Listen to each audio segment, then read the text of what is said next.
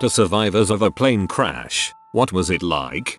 I was in a small plane crash when I was a teenager. It was a Cessna 182, high wing, fixed wheels, that had catastrophic engine failure at about 10,000 feet at dusk. We were too far from many airports, and the roads were too busy with rush hour traffic, plus power lines you can't see at that time of day, so this situation required the pilot to glide the plane, one shot at this, to land in a small field. We landed, lost a lot of speed, went airborne on a small hill, landed on naughty wheel, which promptly snapped off, and then the plane flipped upside down. We all walked away, but it was a terrifying few minutes from when the engine made a loud bang. Sparks were flying and the pilot shut it down until we landed. Elated feelings afterward. My father told me a story once. When I was a kid, he had to fly a lot for business. He said, "Parker 2010, I was on a flight from NY to Toronto when we hit an air pocket and dropped 1,000 feet in an instant. I learned something about myself that day. I'm a screamer." My dad was in a plane crash around 6 years ago or so. It was a private plane with about 3 people on it. Dad was in the co-pilot seat and his friend was piloting. One other person in back. Pilot had a heart attack and dad brought the plane down to the airport. He suffers from PTSD but is mostly fine. Flashbacks to the book Hatchet and Bryant's Winter from when I was in elementary school. I was on a Lufthansa flight from Ayadfradad while taxiing. Got backed into by another plane and it clipped part of our wing off. The best part was, immediately after it happened, the captain got on the intercom and said, "It appears another plane has touched us." After that experience, I like to tell people that I survived a plane crash. Didn't happen to me but happened to 2 close friends, married, who were flying in a single prop from Zambia to Botswana. My good chum was being flown by his boss in the oil business to take a break on his ranch. In the plane, his wife, Amanda, and the boss's son as co-pilot. Amanda hated flying in single props so took a sleeping tablet and was out for the count with her head on Ad's lap. Sparko. So over Botswana the engine cuts out and the pilot cannot get it restarted and despite having plenty of experience starts to lose control. He announces that they are going to crash land and it is obvious to all in the plane, except for the sleeping beauty in the back, that there is no way they can land safely. It's all rocks and trees. They realized then that they were all going to die or be horribly injured. This is the odd bit. Ad told me that he felt very odd, almost happy. He said that he felt sad to be going but felt no anger or fear, just a peaceful realization of his own ending. In fact he said it reminded him of being very opiated. He calmly wondered whether he should wake his wife up but felt there was no point in waking her up to tell her she was going to die so he told her he loved her and stroked her hair all the way down. They hit the ground. Hard, bounced, hit again and then hit a tree. The pilot died on the spot. His co-pilot was very badly injured. Ad and Amanda walked away virtually unhurt. They both had lots of bruising but no broken bones except Ad's decision to leave his wife on his lap cost him dear. When they hit the ground her head bounced up and smashed him under the chin causing him a split lip and tongue plus several £1,000s worth of remedical dentistry. The plane was then raided by the locals who stole everything including all their paperwork and passports making it hard to prove who they were in a foreign country. They got medevaced out of there and only required some sedation before being picked up by friend and taken to the another ranch to chill out for a week. As they pulled up at the ranch gate they noticed that it was adorned with 3 props, all bent and broken with the blades bent back. The owner just handed them a bottle of Johnny Walker, smiled and told them that it happens a lot. Ad eventually gave in to the African disease of drinking all day, almost killed himself before getting help. He is now divorced and a gas fitter in Gloucestershire. Amanda went on to run AIDS programs in Zambia and Uganda. Never did know if the crash caused him to hit the drink and I don't see him these days. Miss your Ad. Good story, well written. I was on a 757 that crashed into a de-icing truck. One lady cried out, "Oh my god." Fortunately, we were 3 feet from the gate at the time and our airspeed velocity was far less than even a fully laden swallow. The plane had a pretty good dent in the leading edge of the wing. It was a busy time at the airport, and you could almost hear the groans from the people inside the terminal waiting for their plane which was now broken. I learned that they actually call the police to get an accident report when stuff like this happens. not the police, the FAA and the NTSB, in the US.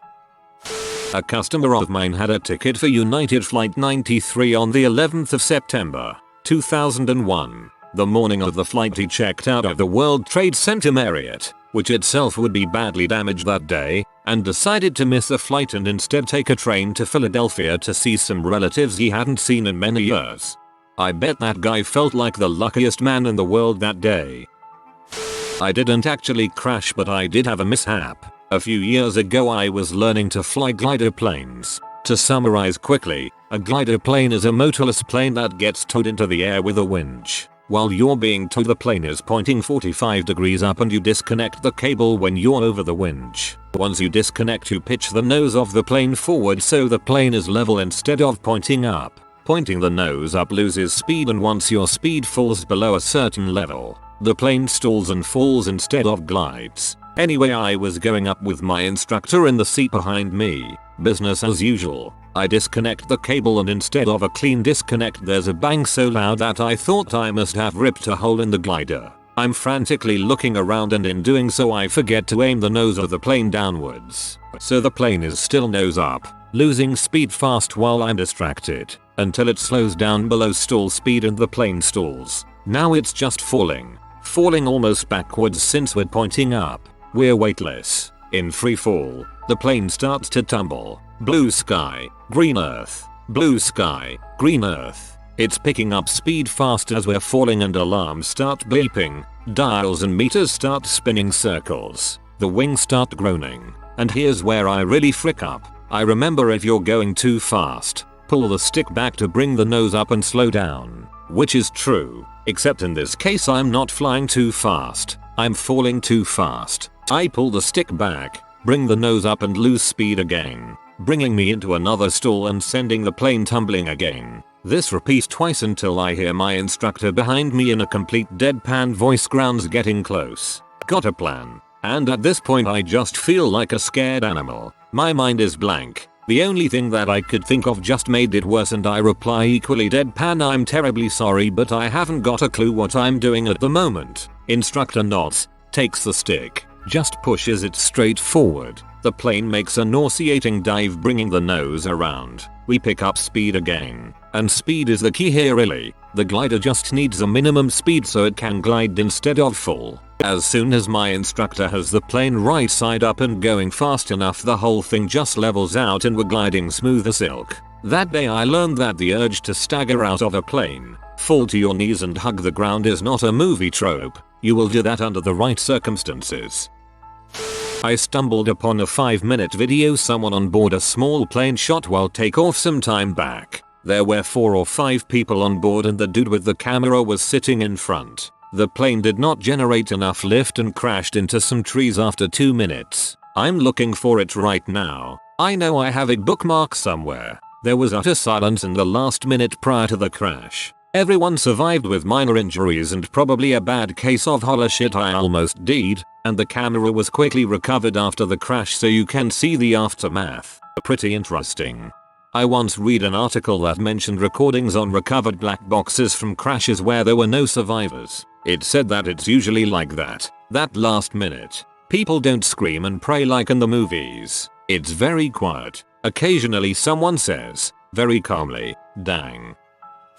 Does a helicopter crash count? If so, 1. Yes, but not in an outward "we're all going to die" sort of way. 2. No, but 6 of the 7 of us, including both up front, threw up a lot. 3. Into the ground. No, seriously, from about 2,500 featuring up, a non-controlled descent almost straight down. We landed in a rocky sandy area. 4. Huey was non-operational structurally, but due to some of the patch jobs I've seen, I wouldn't be surprised at all if they fixed it. Short context for those interested. Flying as a passenger in a Huey on a routine trip in the Middle East, 1995. Engine rotor trouble. Pilot took immediate action to land us. Controls were unresponsive near the lower part of the descent, and we crashed into the ground on the skids, slightly tail first. Most people threw up from what I guess was a mixture of spinning. Rotation seemed slow to me on the way down. Others described it as insane and sudden stop. We all walked away. 2/7 with no injuries at all. A broken wrist and a ton of bruises. Zero blood. Called for help. Picked up by another bird and went back to camp. Nice and boring. I probably should have been more general and said aeronautical accident or something of the sort. But, crap. That sounds terrifying. Not to be insensitive, but everyone throwing up reminds me of the scene from Scary Movie 2, I believe, where they make fun of the exorcist. I've been in 2 of them, both very minor. First one was in a small Cessna-like tailrigger. I had just soloed in a 172 the week before and the pilot let me sit up front. We taxied out to the runway which had a 90-degree crosswind to it. I suggested to the pilot we use the other runway that had less of a crosswind, but he said it was fine. We go to take off and he has trouble keeping it straight. He adds a little too much rudder and the plane spins out and rolls. Ground loop. The right wing hit the ground, denting it a bit and brought everything to a stop. The second one was on an CRJ-7. We had just landed and were taxiing to the gate. The pilot missed a turn and tried to still make it, causing some of the wheels to leave the pavement and get stuck in the grass. We had to wait a half hour to get pulled out, but the plane was okay. I was sitting in the co-pilot seat of a twin-engine Piper Seneca, and we had just landed after dropping some skydivers out at an air show. We were taxiing down the runway, and an ultralight had just taken off and was flying towards us with about 70 feet of altitude. It was clearly overloaded. It stalled and plummeted out of the sky, crashing into our airplane, head on. The windshield splintered apart as debris came into the cockpit and the right engine seized up. The sound was terrifying. Their airplane didn't fare so well. The propellers on our plane shredded it into pieces, but somehow, luckily, no one died.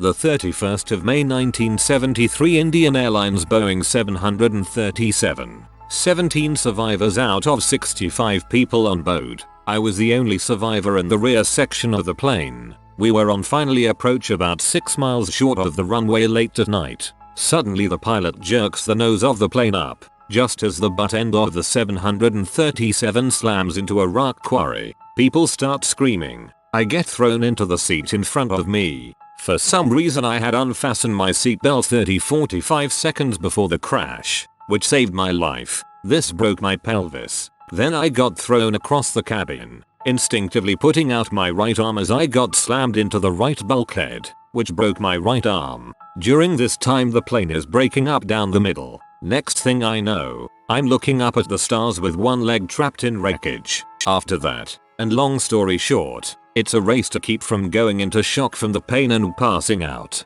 Trying to extract myself in time so I don't get burned to death like I'm seeing and hearing others do. All that plastic in planes burns nicely and it's toxic too. And getting clear enough of said wreckage to keep from a more agonizing low and slow burning to death. Backstory is I was 18 at the time and was an embassy marine at our embassy in New Delhi. I was actually the youngest embassy marine in the world at the time. I had gotten there when I was still 17 years old, was on the return flight from our consulate in Madras while on a weekly courier run for the embassy. Didn't crash, but we blew an engine over the Gulf. I was looking out the window and saw a flash, and then a blast of fire come out the engine, and then nothing. We lost some altitude, but we were close enough to Tampa that the pilot turned the plane around and was able to land. It was pretty scary, and when we landed the runway was covered in first responders. For a second I thought we may get to take the Happy Fun slide, but they were able to taxi back to a gate. Upvote for saying wanting to use the Happy Fun slide. I was once on a Ryanair plane which crashed flying from the UK to Poland. It was during winter, and when Poland had just joined the EU and Ryanair were doing their first flights there, to a new airport in Poland's second city, a place called Łódź. They hadn't expected the runway to be iced over. They thought it would be de-iced and underheated like you get in other countries, but it was too new for that, so the plane landed, slid the whole way down the runway without slowing down like on a sledge going down a hill, then onto the grass at the end of the runway and got really bumpy and then eventually started slowing down and hit a mound of earth at the end of the runway with quite a hard jolt. Then we all evacuated the plane down the yellow slides, which was fun, but trust me, people aren't polite. They become animals in a situation like that, leaving the old and infirm and just pushing people out the way to get off. which causes the most injuries, and then we had to wait about 18 hours to get our luggage. All in all, I'd say a pretty fun day out. Also, the overhead cabin baggage rack, which as anyone who's flown Ryanair can tell you, because they charge for whole baggage, is always rammed busting to the seams, collapsed on a few people in the back rows whilst they were doing the brace position when we hit the earth bank, and had their hands over their heads, breaking all the fingers, meaning they couldn't undo their seatbelts and get off the plane during the evacuation. Then we had to wait about 18 hours to get our luggage. Well, at least there was some normalcy in that otherwise crazy situation. I remember reading a small newspaper article about a plane that lost all power while cruising 30,000 plus featuring up. It was going down, but they managed to refire the engines at 10,000 and leveled out at 5,000 featuring. There was a quote where they asked a passenger if he was afraid, and it was his response that caused me to remember this. He answered, "Oh no, I wasn't afraid. I was going to die." And that passenger, being very disappointed in life, was on that day disappointed even in death. We ended up on an island and then spent 6 seasons trying to get off as things around us became more and more confusing. We ended up on an island. This is getting good. Then spent 6 seasons trying to get off. AWW, damn it.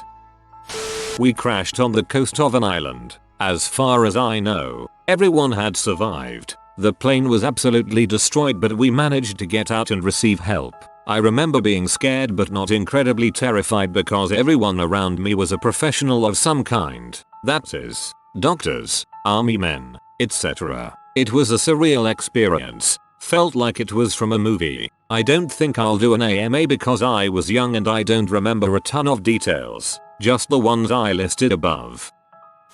9 years ago, roughly, Southwest flight from Florida to Chicago's Midway Airport. Coming into the approach, my wife, who was sitting in the middle, started telling me, "Window seat, we're coming in way too fast. This isn't good." I told her not to worry about it because the pilot could always pull back up if we missed the runway. The closer we got, the more she kept saying, "I don't know, this is way too fast." As we cleared the houses and made it out over the field, I could see that we were still really high above the landing strip. I told her, "Yeah, you're right. We're going to have to go around again." At that point the pilot made a dive for the ground and missed. We still weren't even close to the ground. I could see the numbered signs showing how much runway we had left, and they were going by way too fast considering we were not near the ground. After our miss of the landing strip failed, I told her, "We definitely need to go around now," at which point the pilot made another dive for the ground, missed. At this point it just seemed ridiculous that we weren't trying to go around. We were more than halfway down the runway and were still not on the ground. Finally the pilot makes another sharp dive at the ground and we pound onto the ground and bounce. We hit the ground again and the brakes are jammed on and the engines sound like they are in full reverse. I say to my wife, "We're going off the end of the runway." Sure enough, the ground below us goes from asphalt to grass. Then we hear a slight crashing noise and there goes the checkered fence at the end of the runway. Shortly thereafter we come to a stop and there is dead silence. Fire trucks surround the plane but not a single word is ever uttered over the speakers. People just sort of stand up and are looking around. Should we just get off? After a while people start filing out the emergency stairs that I am guessing were put up by the firemen. At the bottom of the staircase was a lady with a clipboard saying, "Sign this or you have to go to the hospital." I think I wrote my name down as Ronald Reagan. We were all driven to a conference room where nobody came in to talk to us or explain what happened. After a while I told my wife that we're splitting and we did. My father was a pilot for a major carrier and we had talked about emergency issues all the time. I had a sense of where I thought the plane was and that it was very unusual. My wife, who was carrying our 3-month-old daughter at the time, was pretty freaked out. I felt more interested in the details of what was happening, sort of divorced from the possible outcomes. That being said, all in all it was a cool experience. Now that we were safe on the ground, a few months later Southwest gave my family free round-trip tickets to anywhere in the US. I would have taken an apology at the time. Friend of mine was one of the first people at the site of US Air Flight 427. She said the largest human piece left was a torso. Was on a flight from Tel Aviv to New York after going there, Haifa, for work. About 45 minutes into the flight over the Med Sea, we were in a storm and hit an air pocket. We dropped heavy, but just enough where we caught our breath, and by the time we said wow, we dropped again, this time with considerable depth and time. My main memory is my stomach dropping and dropping and dropping, and seeing out of the corner of my eye a Hasidic Jewish father sitting in front of the bulkhead, trying to catch his baby that had been in his lap go airborne. They were serving food at the time, and the carts landed everywhere and the food was strewn about. I was sitting in a front row to the right, in front of a bulkhead, and very quickly a steward came and pulled out the chair attached to the bulkhead and strapped in. He was shaking. I looked at him for words of comfort, and he whispered to myself and the man sitting next to me that the captain said it was the worst drop he ever had in 20 years of flying, and was the first time he thought he might not get out of it. I went to a sort internal battle at that point. I was calm on the outside, trying to be the John Wayne I was always taught to be, but on the inside I was thanking God for my life and praying for my 5-year-old son and my wife and family. Every little bump we hit, I was bracing myself for whatever might come. Of course the worst had passed, but on the screen in front of me was the flight path. ETA to Newark was still over 11 hours, and all I saw was blue water under us as I white-knuckled my armrests for the duration. This happened when I was much younger, around 10-12. We were on a commercial flight to Atlanta and an air conditioner unit or something caught on fire or was about to. There was smoke in the plane and people were starting to panic. The pilot was able to make an emergency landing at a nearby airport. I was sitting a couple of rows down from my parents. They came running to me as soon as the plane was landed, asking if everything was okay. I looked up from Pokemon on my new Game Boy, not having a dang clue about any of this. So yeah, I don't remember any smoke or panic. Someone had to catch that dang Articuno. TLDR. Panic on plane due to a potential disaster. Don't notice a thing because of Pokemon and a Game Boy. I keep my priorities straight.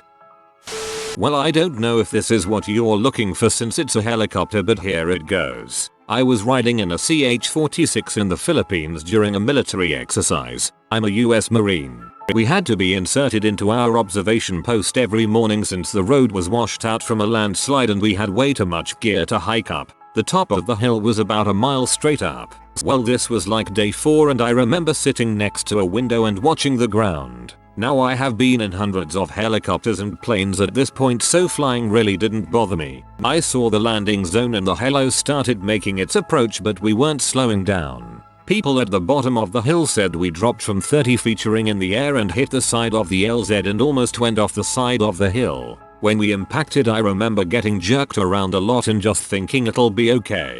The back part of the helo exploded. I looked up and saw one of the other Marines trying to get out, and I remember thinking I'm going to die today. Now, do I want to burn to death or get chopped by the rotors outside? We all chose the rotors. Luckily the rotors had impacted the ground and were in pieces at this point. Everyone was okay for the most part. Some whiplash and now we are having injuries come up that we didn't immediately feel, but for the most part everything was fine. We still don't know what fully happened since the investigation is still going on. This happened pretty recently.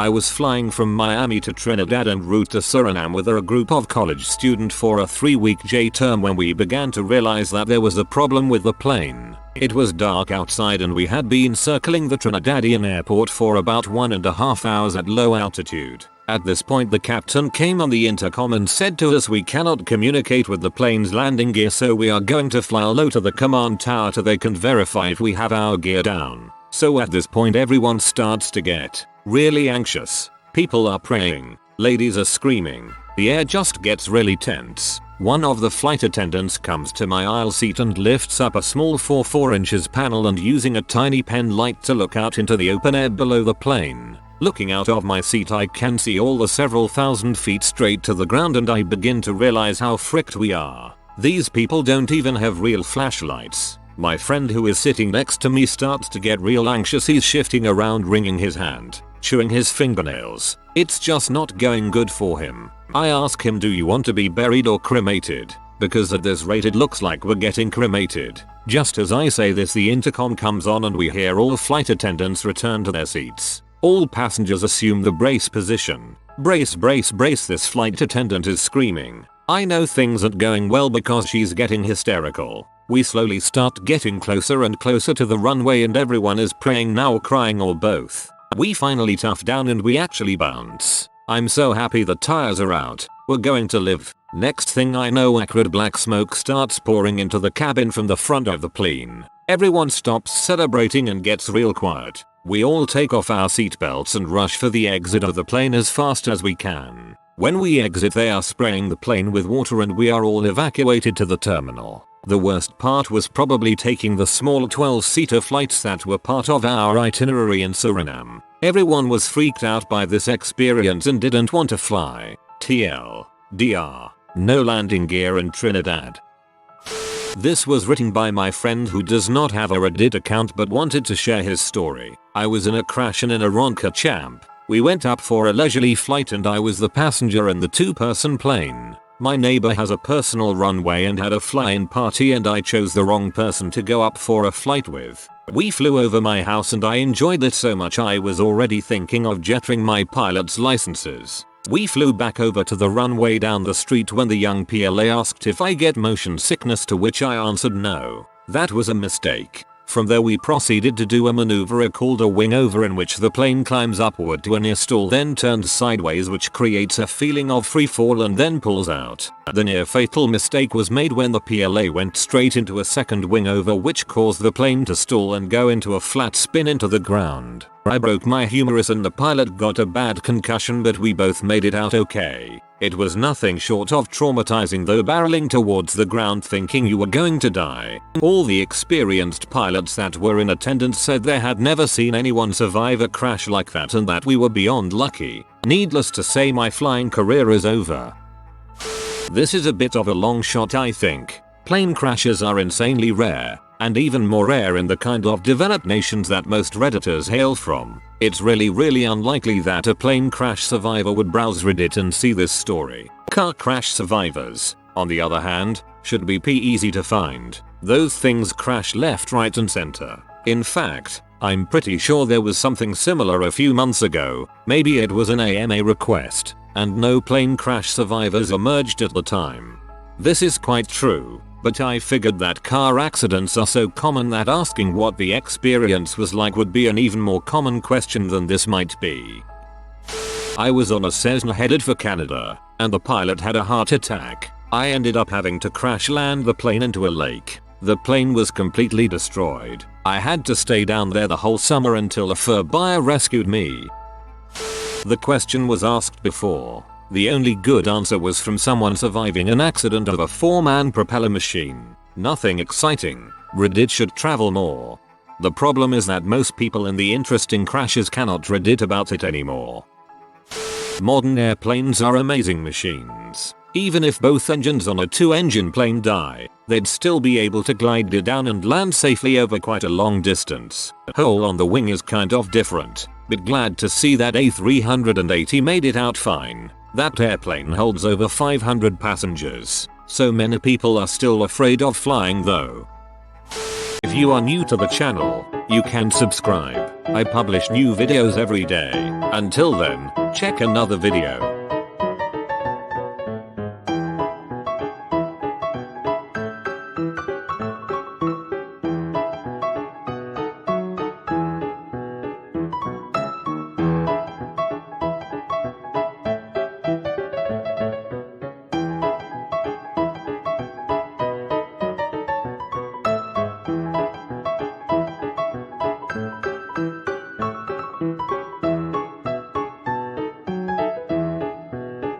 Bye for now.